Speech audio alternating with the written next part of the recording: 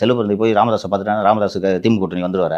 இடம் எங்கே இருக்குது? அதான் நான் அன்றைக்கே சொன்னேன், கலெக்டர் டீமை கூட்டும் போயிட்டு இந்த ஒரு பிஆர் ஒர்க் பண்ணணுன்றதுக்காக செய்த வேலை. ஸோ செல்வபிரந்தையை ஃபஸ்ட்டு ஒரு சீரியஸான அரசியல் தலைவராக பார்க்க மாட்டார். எப்படி லாபி பண்ணி இந்த போஸ்ட்டுக்கு வந்தன்றது மற்ற கட்சி தலைவர்களுக்கு தெரியாதா?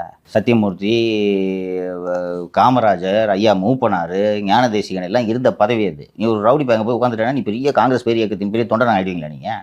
அதனால் இவர் போய் பார்க்குறதுலாம் சீரியஸ் எடுத்துக்காது. இவரை நம்பி திமுகலேருந்து யாரும் நீங்கள் போய் பார்த்து கூட்டணி பேச்சுவார்த்தை பண்ணுங்கன்ற பொறுப்பையும் ஒப்படைக்க மாட்டாங்க. அந்த பொறுப்பை இவரை நம்பி ஒப்படைக்கலான்றதுக்கு திமுகவில் ஒரு முடிவு எடுக்கப்பட வேண்டும். யார் இந்த முடிவை எடுத்து செல்வபிரந்தை டைரக்ட் பண்ணிருப்பான்னு சொல்லுங்கள். யாராவது ஒருத்தர் யோசிச்சு அனுப்பணும்ல, இவர் அனுப்பி அப்படின்ட்டு யார் முடிவு எடுத்திருப்பா? அப்படி யோசித்து முடிவெடுப்பதாக இருந்தால் செல்வபிரந்தையை தேர்ந்தெடுப்பார்களா? ஸோ அது ரூல்ட் அவுட், விவாதிக்கவே தகுதி இல்லாத ஒரு விஷயம். ஸோ இது தொடக்கம். இது அப்படியே டொமினோஸ் எஃபெக்ட் என்று ஆங்கிலத்தில் சொல்வார்கள். இது பரவும். கூட்டணிக்குள்ளேயே ஒரு கூட்டணி வைப்பாங்கன்னா ஏற்கனவே சொன்னேன்ல, அதோட தொடக்கம். வரிசையாக வருதா? ஃபர்ஸ்ட் வைக்க இது மதிமுக சொன்னேன்னா அடுத்து இங்கே வருதா?